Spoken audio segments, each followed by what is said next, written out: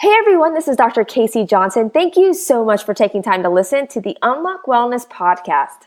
I know you're going to love today's episode with Sarah Goodenough. Sarah has such an inspiring story, so I'm excited to have her on to share a story with you guys. If you've been loving the Unlock Wellness podcast, be sure to jump onto iTunes, subscribe, and write a review.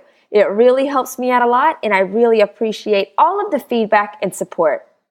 Also, be sure to follow me on social media to keep up with the latest podcast episodes. The best way to connect with me is on Instagram, Facebook, and Twitter. My username across the board is at Dr. Casey Johnson. That's DrKaseyJohnson. You can also check out my website at drkaseyjohnson.com. It has all of the past podcast episodes and more information about each guest under the Listen tab. While you're on my site, be sure to check out the Shop tab where you can check out my first book of my Healthy Children's Book series and learn about the Unlock Wellness Project, which supplies a wellness bag to a child in need for each book purchased. Thank you again for listening. I hope this episode leaves you feeling inspired to start making positive changes to your health. Now it's time for today's episode. I hope you love my conversation with Sarah Goodenough.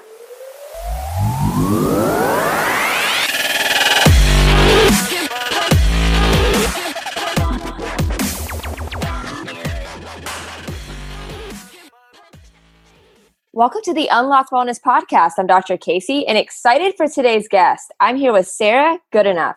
And Sarah has such an amazing story. At 22 years old, Sarah was extremely overweight, dealing with high blood pressure, had the beginning stages of fatty liver disease, among an array of other health issues. And after struggling for years to lose weight and finding an option that would work for her, Sarah discovered a plant-based diet and her life began to radically change.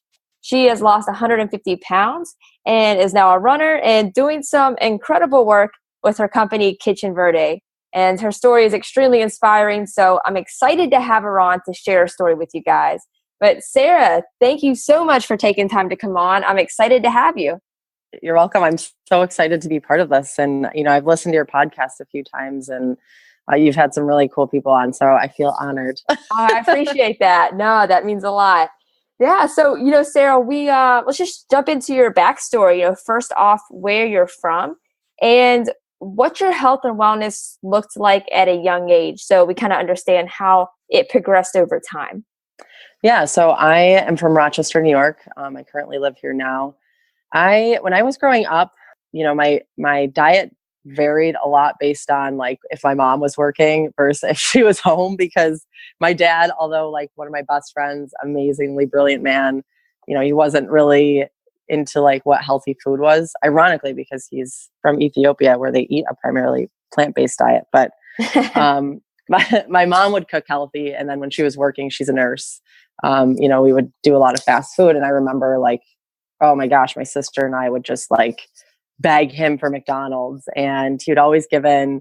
And McDonald's was always this like elusive junk food that I just like, I wanted it so bad all the time. And when I got older and I had my own money and I had like the ability to just go whenever I wanted, that's pretty much when I lost like, all control over how frequently I was eating it and what I was eating. And, I had a lot of emotional issues growing up, like a lot of depression and anxiety. And I definitely used food as my coping mechanism. So I would binge eat this stuff. And then, it would make me obviously not really feel better, but chemically I would think that I felt better for a minute. Right. And it was just kind of this vicious cycle until, I got up to about 310 pounds. I really started to gain a lot when I was my senior year of high school. It was a lot of stress that year. And I was going away to college in Boston. And, for the most part, up until that point, I was a healthy average weight, mainly because I was just a very active kid and teenager. And then, I moved to Boston for college and it was just like rapid weight gain. And a lot of that was, using fast food like cheeseburgers. Oh, cheeseburgers were like a daily occurrence, sometimes multiple your drug days. of choice. Oh yeah, grilled cheese and ramen noodles. Like that was, typical college kid food, but I just took it to like, the extreme because of the emotional side of that. But yeah, I mean, that was pretty much how I ate up until about almost, 9 years ago when I read the China study. So That's yeah. amazing. When do you think you really started to become aware that the weight was an issue? Do you think it was like that senior year of high school, or when did you really like have that moment, like you looked in the mirror and you're like, this is kind of becoming a problem? Well, I mean, I guess pretty much when it first started happening, I mean, I was like, there's something medically wrong with me, because I remember like getting my first stretch mark and calling my mom, and because she's a nurse, and being like, there's this thing, like, I think I have a skin disease. I don't know what it is. It's on my stomach. It's red. She's like, well, describe it a little more. And she said, it sounds like a stretch mark. So we went through this whole, like lab work for, hypothyroid or any kind of like metabolic, any kind of like medical explanation for such a rapid weight gain. And, nothing obviously surfaced because it just came down to the food. But at the time, like, that was the last thing I was thinking was causing it, Right. which is really like a very disengaged way of thinking. But once I started to like compartmentalize it a little, I never was comfortable in my skin, and I never felt like this is who I am. I mean, a lot of times you hear like to accept yourself for the way you are, which you should. But I think at that point in time, I was thinking that accepting yourself as you are was just like literally being okay with the fact that I was extremely overweight and I knew I was unhealthy. So I was never like comfortable with it. But when I was in nursing school, I was going through a lot of stress, and this was around the time, I was my heaviest, and I started to have like weird symptoms. And by weird, I mean, like just kind of vomiting and having nausea whenever randomly. And then a lot of like exhaustion and just strange digestive issues. And I ended up going to my primary care physician, had lab work drawn, and my liver enzymes were extremely elevated. So she actually sent me in for an emergency ultrasound. And she diagnosed me shortly after that with fatty liver disease, which she told me, wow, my liver looked like, because I didn't know what that was at the time, even though I was in nursing school. And she told me that, the only reason that you would have this at such a young age, especially, she said my liver looked like the fatty liver of like a 70-year-old. It was that's crazy. Like covered in, saturated fat. So she said, she sent me to a nutritionist, and I had been to nutritionists several times, throughout my childhood, throughout, some of my adult years, and nothing ever sank in. And, it's probably because they all tell you the same thing, like eat more fruits and vegetables and Right. count your calories. And I'm like, oh, that sounds wonderful, but I don't have time for that. So I'm just going to keep on doing this. But at that time, it was like, okay, I really need to do something about this. And a girlfriend of mine, this was just totally random. Her and I, she was the valedictorian of my nursing class, actually. And we just exchanged books a lot because we both enjoyed reading. And she was vegan, and I didn't really understand what that meant. I tried her tofu one time, and I was not thrilled with it. So I just assumed that it was something that I didn't like. Right. But anyway, she's like, you have to read this book called The China Study. It's right up your alley. Because I'm a very I love to read research and science, like research studies. So she said it's really dry. You're gonna love like all the facts in it. I'm like, oh, great. So I ordered it on Amazon, and I started reading it right around the time I was diagnosed with fatty liver.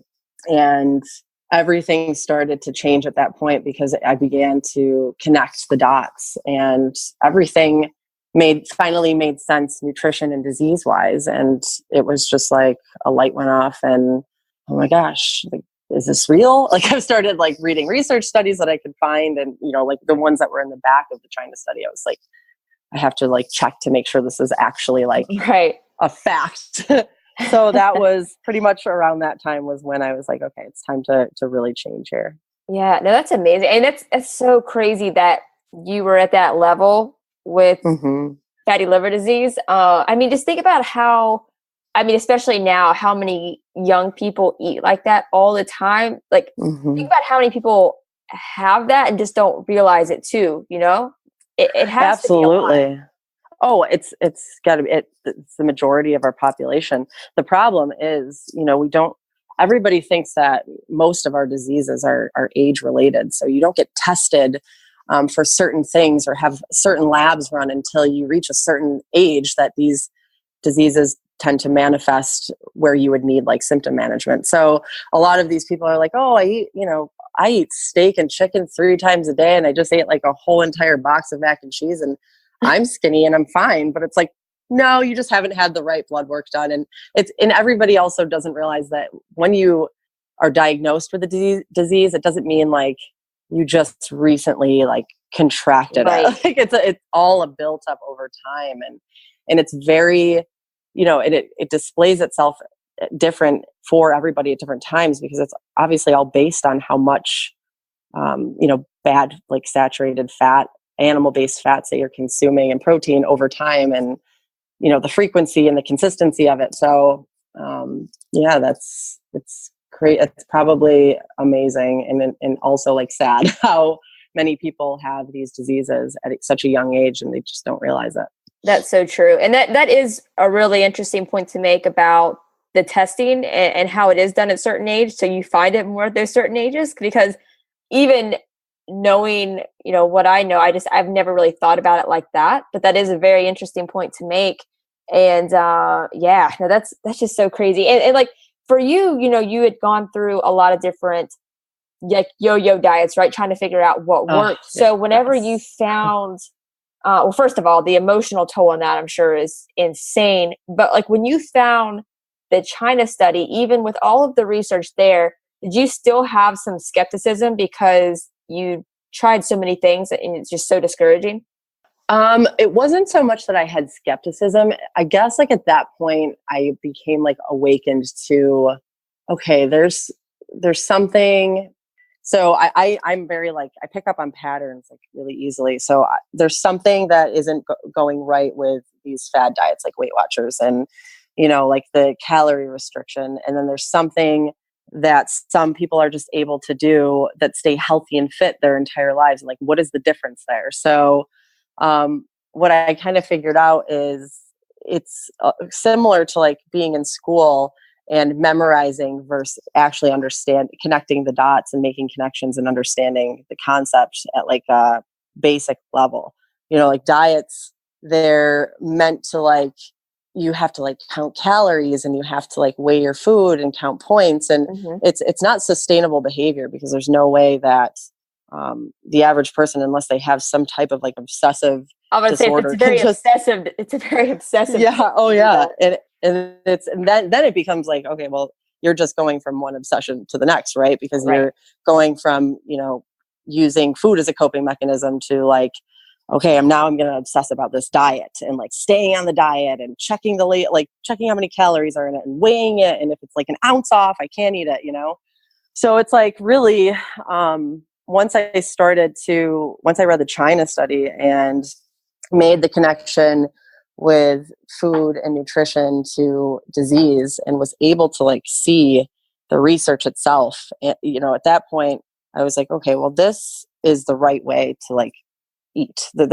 At this point, there's no question in my mind, no doubt in my mind that this is the right way because I understood a lot on a molecular and biological and chemical level just based on my background in biochemistry and the fact that that was always something I could easily connect the dots with was just like our basic like molecular functions and like what they need to thrive. So it made so much sense when I read the China study, like, oh, so like if you eat these plants, like these are the chemical byproducts of that.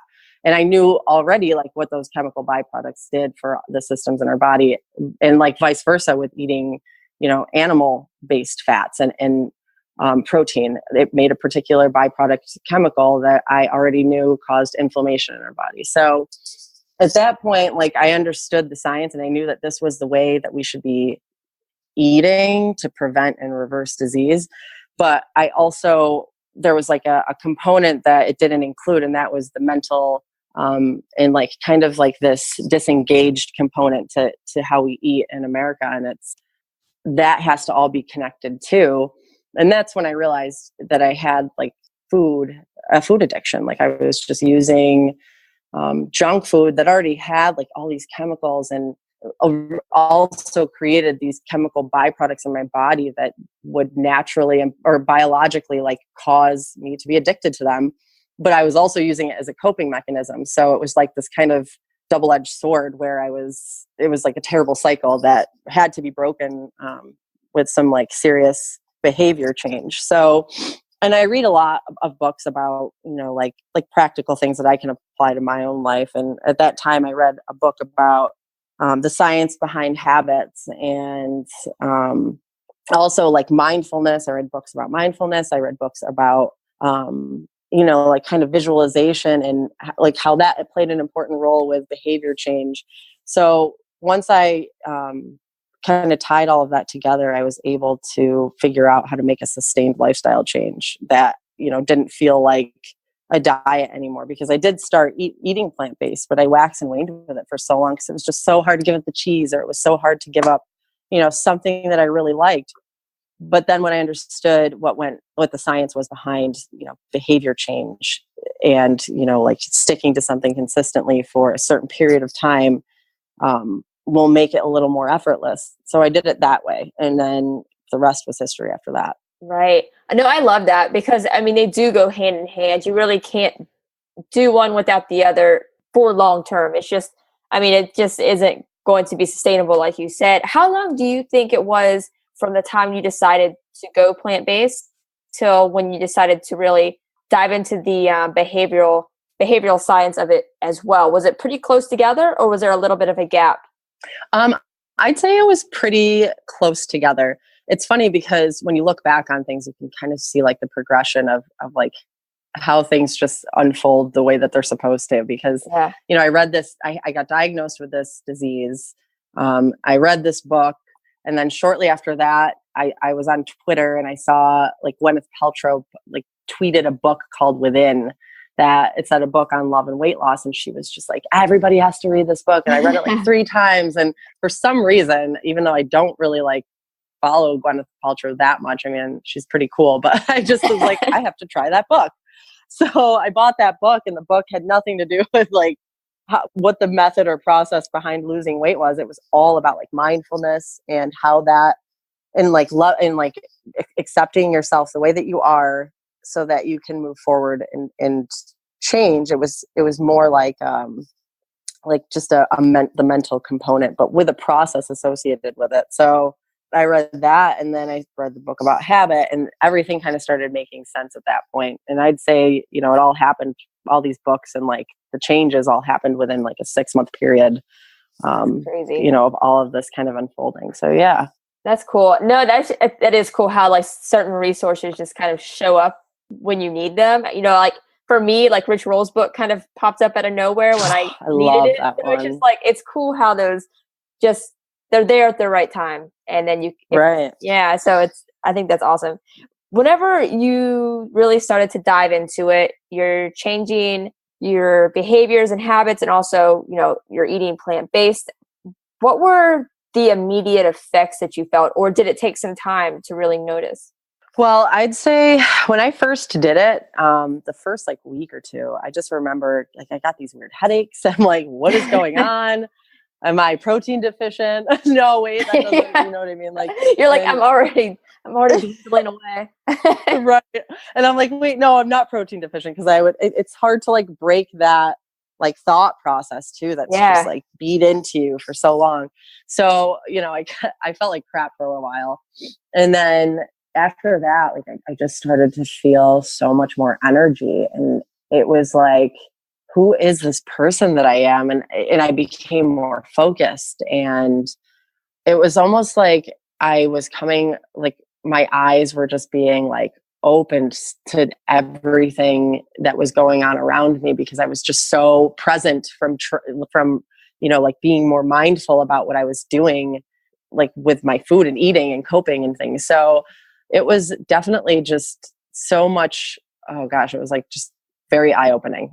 Like, it just kind of made me feel like, okay, well, if I can literally completely change my lifestyle like this, like, I wonder what else I can do.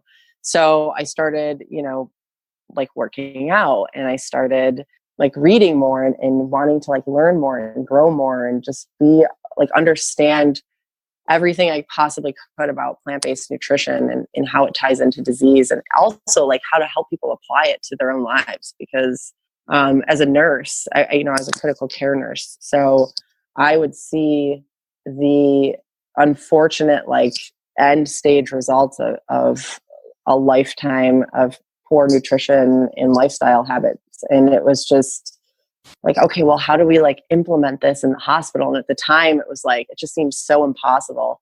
And I mean, at times it still does, but it's amazing like how much progress has been made in a short amount of time. Definitely. Yeah, no, that is true. You do get to see kind of the consequences if you wouldn't have taken this path, which I think is super powerful. And not to mention, Sarah, I mean, I'm sure your work life improved so much because as a nurse, you're on your feet. You have to be on the go at crazy hours. Like, I can't imagine how that impacted your energy, how well you sleep so you can get to work and do your job. Like, I'm sure that was a game changer as well. Oh, yes. It allowed me to just have like this clarity to like set my schedule and like basically, decide which habits I wanted to have, like which would be beneficial to my life and which ones I wanted to kick. And, I slept like amazing. I go to bed at the same time every night and I'd sleep, all through the night, like didn't wake up. I've always had issues with insomnia too. And my anxiety and my depression. The craziest part for me was, I've had asthma my entire life, and it was really bad. Like I'd get pneumonia frequently. I was on steroids, all the time.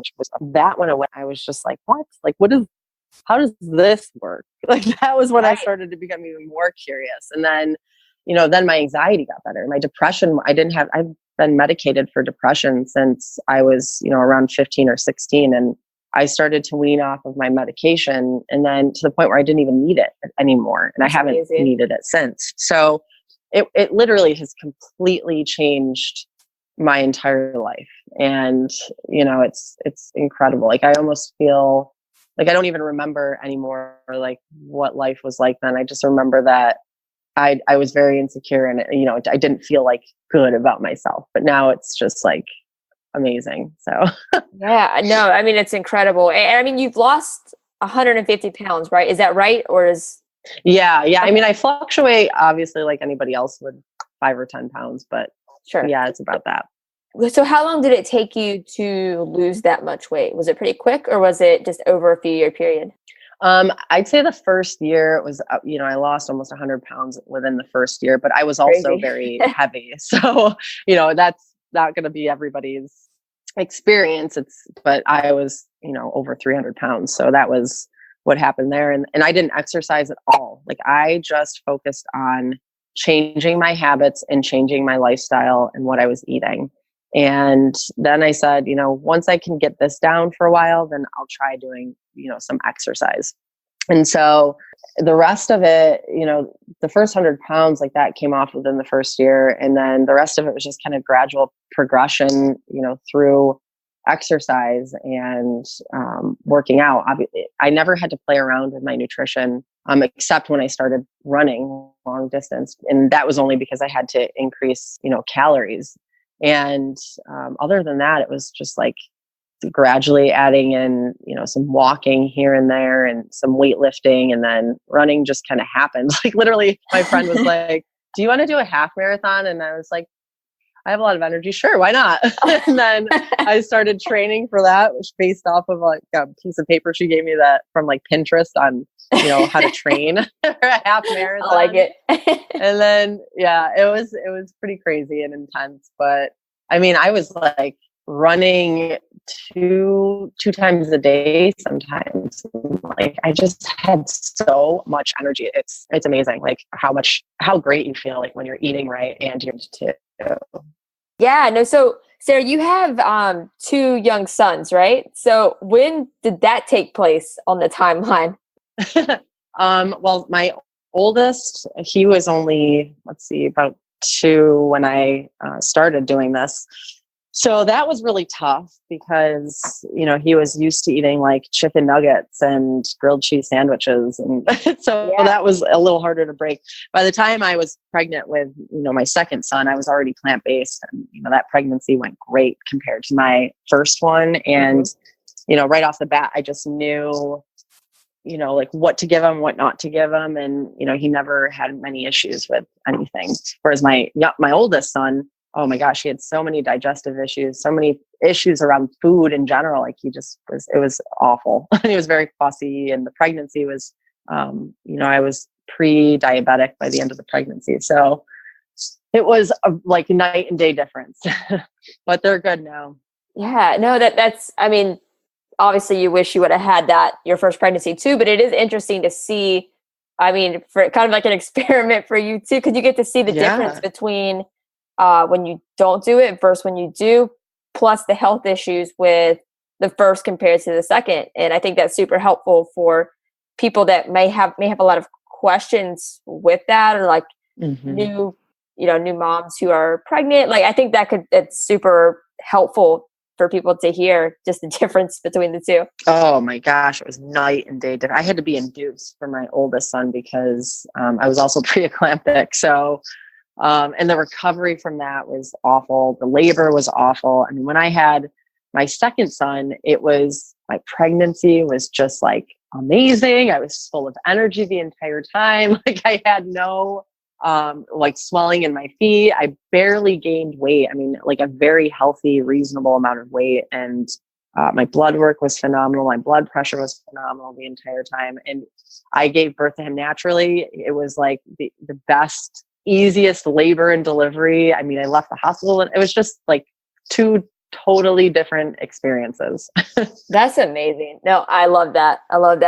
And so you were recently featured in People magazine, which is pretty awesome and crazy. So how was that experience? It was such a cool experience. It was like the entire time I just couldn't believe that it was all happening. Yeah. But, they reached out to me, and I thought it was a joke. Like, I just didn't think it was like actually a spam real. email. Yeah.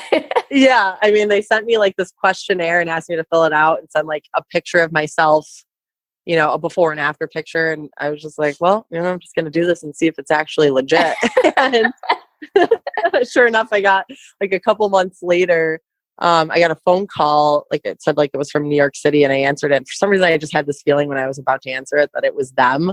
And like, sure enough, they said, well, we picked you out of, a bunch of people to be featured in our magazine for like, I think the specific topic was like people that have lost over 100, women that have lost over 100 pounds and like done something, inspirational with it. So there was like 5 girls from across the country. And, some of them had started like documented their weight loss journey through social media and had like a large following, and, helped a lot of people that way. And, then I did my business. So it was really cool. It was an awesome experience. And they flew us to like Miami, and we had like a driver pick us up and drive us to like Isla Mirada and the Keys. And it was like, oh my gosh, this is like a dream come true. Oh, it's so pretty there too, man. That's awesome. It is.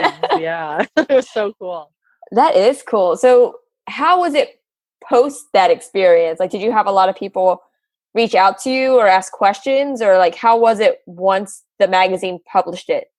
Yeah, it was pretty cool because, I had a lot of people from all over the country that were, reaching out to me and asking me questions and like, how did you do this? And, like, what, can you give me some recipes or tips? And it was a little overwhelming for me at first. And then, I just tried like my best to, get back to everybody that I could. And I also was, I run the business too. So it's just, I was constantly like doing that. And it was funny because we were getting orders in from like people in California and stuff. And we'd have to call them and be like, yeah, we don't deliver that far yet, but stay tuned. So that's awesome.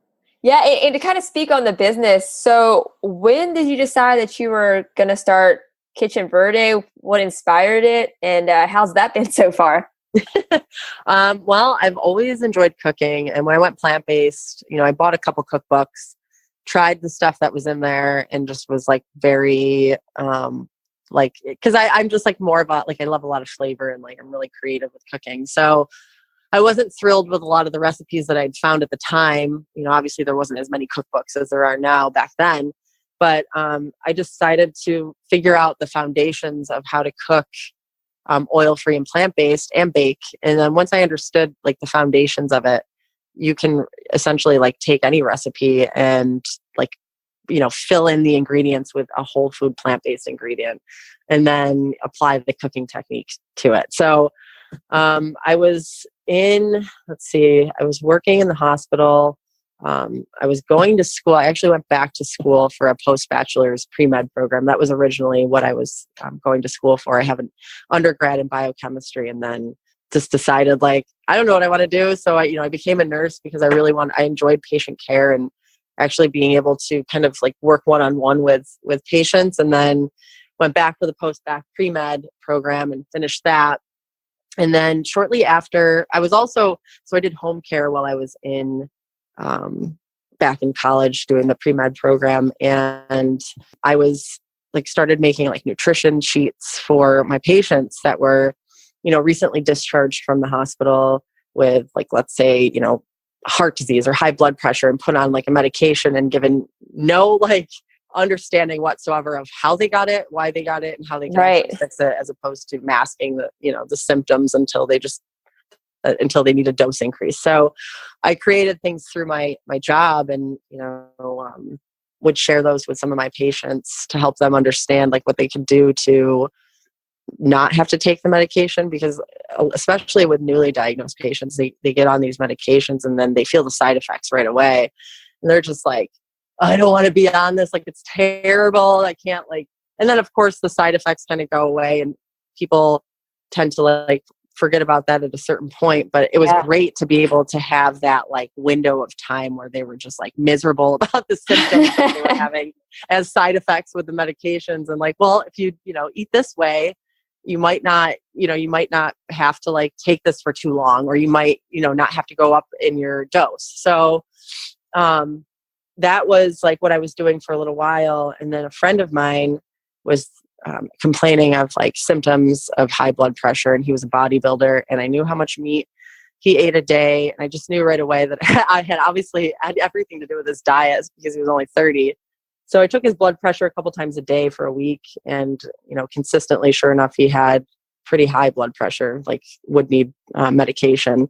And he said, I don't have health insurance, so how about you help me with your plant-based stuff? So that's awesome. I created a diet plan based on like his activity level, because he worked out a lot, and like created recipes that would fit within, the amount of food he would need to eat. And then would cook it on the weekends for him and like prep the meals. And after about 3 weeks, his blood pressure was completely back to normal. And he was actually like more fit than he was before that, and feeling full of energy and great. And he was like, you've got to do this. So I started doing it out of my house for other people. And then from there, just like it just kind of evolved into this business. And, I went from renting, like doing it in my house, to like making it pretty legitimate and doing it on the weekends at a restaurant in, a small town here. And then after a month of that, we grew pretty quickly, and now we're in a commercial kitchen, and we've been there since. So it's been pretty interesting. That's really amazing. And I love it. I love it too, because it really does help introduce plant-based eating to people who wouldn't want to adopt it right away. Like people just want to know that it's good and it's doable. And I think that what you provide is amazing, because it shows that it is. It's not just bland, like iceberg lettuce, you're making it actually, actually good. Right. So what were kind of maybe some of the struggles that you've had with it, maybe behind the scenes, that people wouldn't be aware of right away? Like what have you had to like learn and adapt just through starting the business?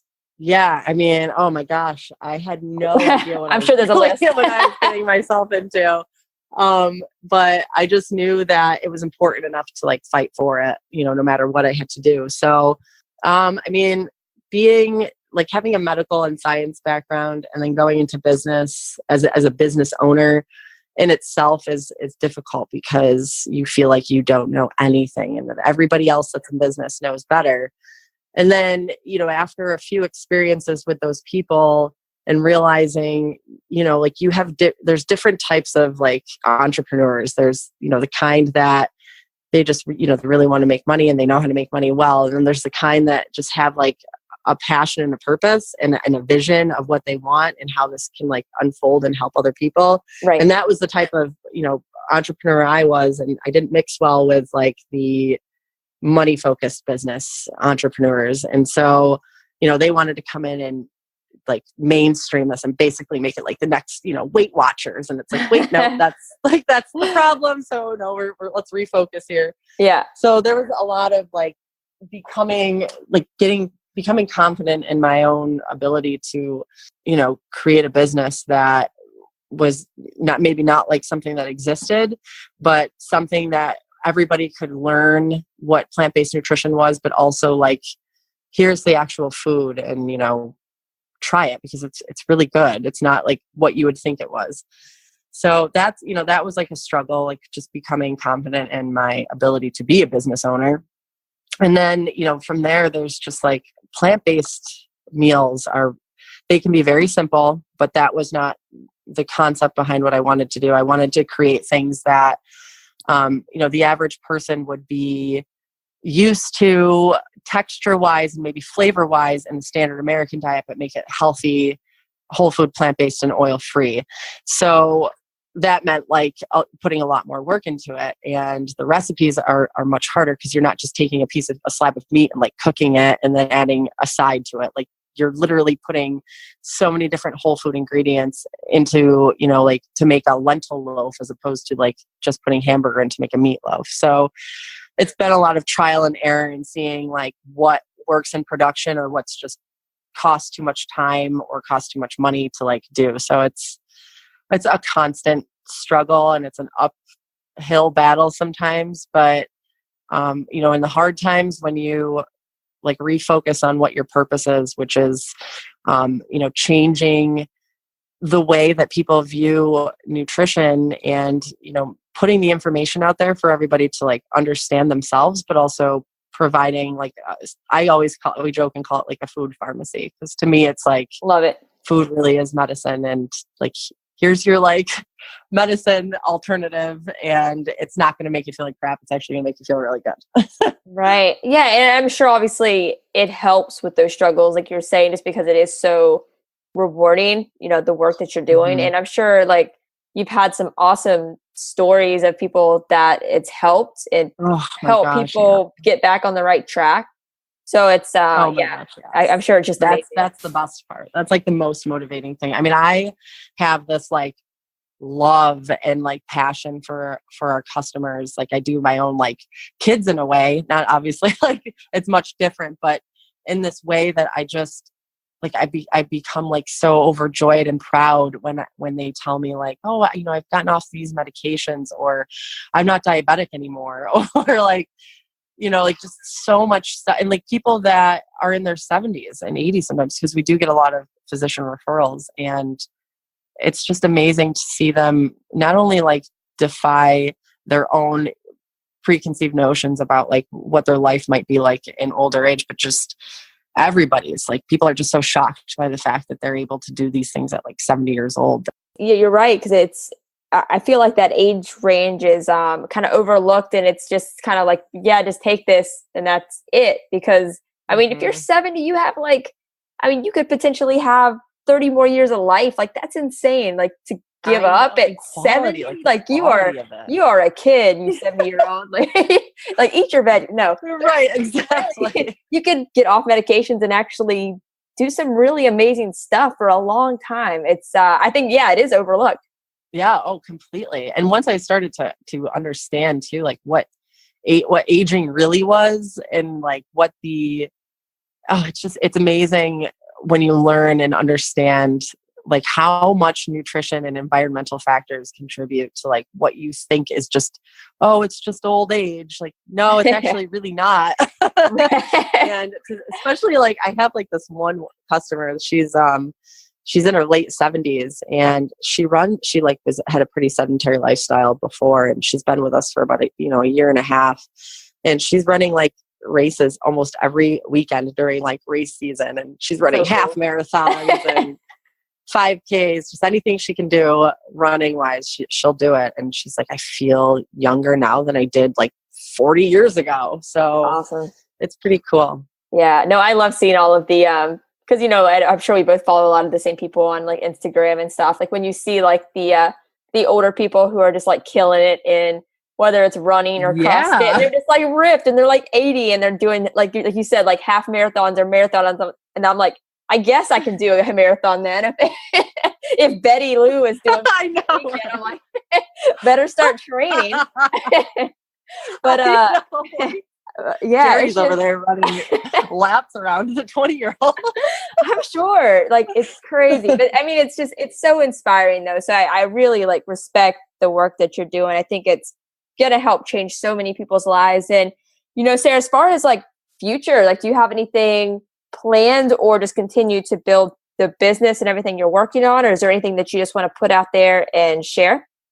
Well, I would like to eventually obviously have this be available to, as many people as we can reach, but really like, I guess I'm just trying to reframe like how people kind of look at any kind of like food or nutrition. And I want them to understand too, like this is, something that you like goes hand in hand, like the understanding of the basics of what we need to prevent and reverse disease, but also like, here's the food and, but like give it all together at the same time. So like, I love, I work with actually the Campbells. Ironically, I found out that's cool when I was trying to figure out what I was going to do with my life, because I'm like, I need to do something with this plant-based nutrition. Like I have to. I found that Tom Campbell, he lived in Rochester, New York, which is where I live.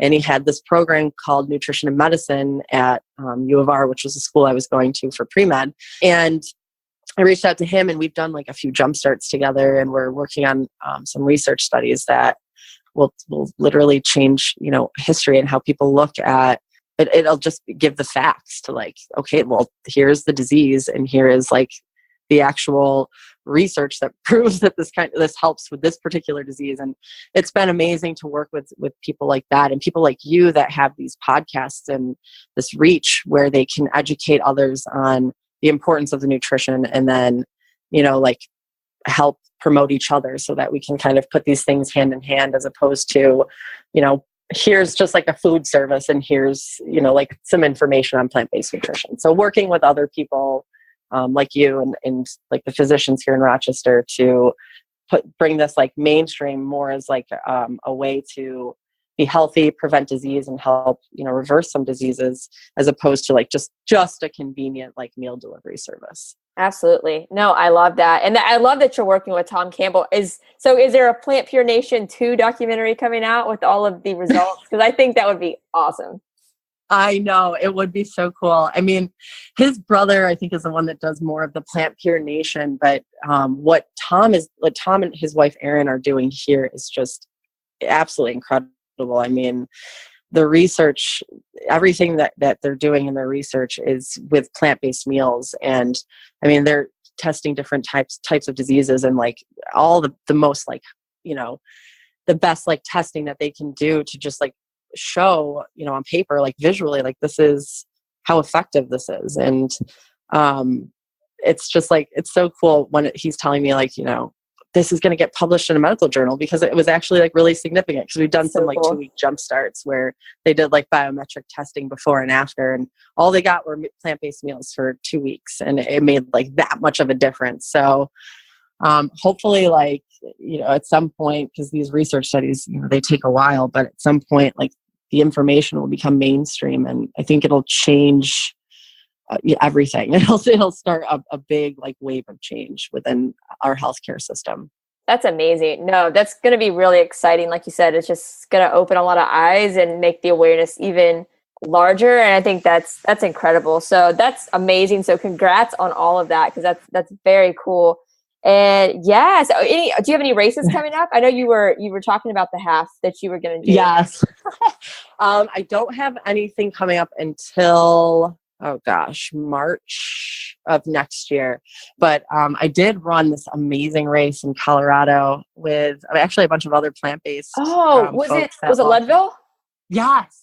Very cool. Oh How my was gosh, it? that was so cool. It was amazing. I mean, Who was it's funny there? Like because, Jason Cohen. He did that one, right? Jason Cohen yep, and Jason Cohen, Tim Kaufman was there. yeah. Let's see.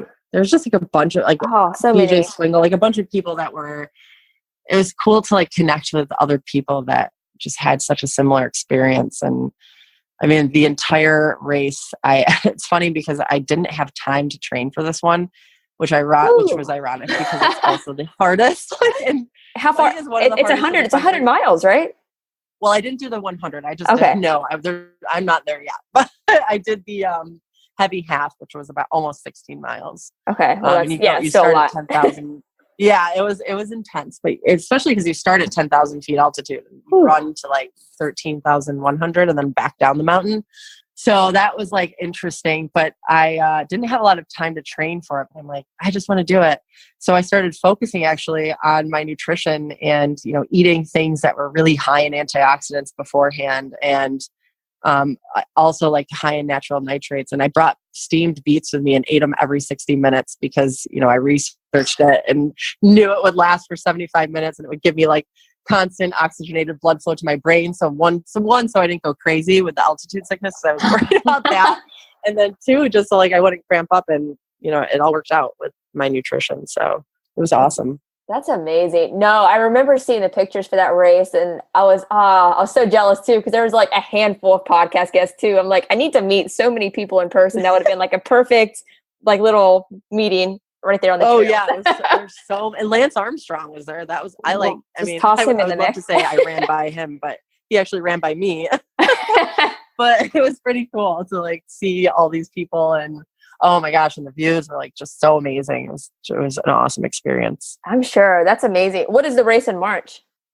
The race in March is, oh gosh, I have to like look at my calendar because I sign up for so many different ones. But I think it's just like a 5K. But it's like a fundraiser, and that's more just, I like to do the 5Ks to kind of help like boost up my speed and see where I'm at. Like in the beginning of the season, like March is obviously not significant racing season, but they're great to like just do like quick little ones here and there. And then, I'll do a couple half marathons or like, I actually haven't done a full marathon yet. So that's on my list of races to do next year. That's awesome. So I'm excited about that. Oh, that's great. No, I'm sure. No, I haven't done a full one either. And I mean, I'm sure I will. I have to just get brave enough to sign up for one. Like we should like do one together. We should. Listen, sign up for one in Florida and I'll do it with you. Oh, it sounds so hot. Well, you have to get the right month. Like we'll check them out. We'll check them out and see. And if you're listening and you know of a really good marathon that's coming up in 2019, shoot us a message and let us know what are good ones. And now I'm getting all nervous and I know, like already. I'm making a big commitment right now. No, I think you really. It's on the air, so now you're. It is on here. I might have to edit this now. I won't edit it. I know it would be really cool though. I do know that I want to do one. Just have to commit to it. So. Yeah, and it would be great to like get other plant-based people to come and do it. Kind of like what we did. That's a good idea. Leadville. That's a good idea. Yeah. We really need to plan that. Let's actually do that. I'm in. Okay. Like seriously, I really.